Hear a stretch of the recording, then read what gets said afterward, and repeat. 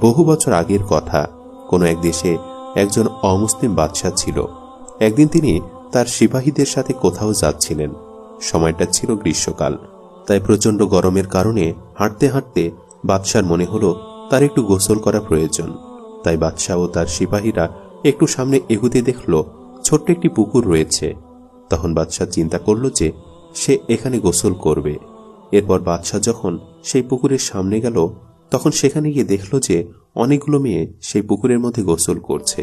বাদশাহ এবং তার সিপাহীদের দেখে সব মেয়েরাই পুকুর থেকে উঠে আসলো, কিন্তু শুধুমাত্র একটি মেয়ে পুকুরের মধ্যে ছিল। তখন ওই বাদশাহ মেয়েটিকে বলতে লাগলো, তুমি পুকুর থেকে উঠো, আমি এখানে গোসল করব। তখন মেয়েটি বাদশাহকে বলতে লাগলো, দেখুন, আমি একজন মুসলমান ঘরের মেয়ে, আমি পর্দা করি এবং আমার সামনে অসংখ্য গায়ের মাহরম পুরুষ রয়েছে, তাই আমি তাদের সামনে কিছুতেই উঠতে পারবো না। আর তাছাড়া এই স্থানটি তো মেয়েদের গোসলের জন্য, আপনার জন্য নয়। আপনি দয়া করে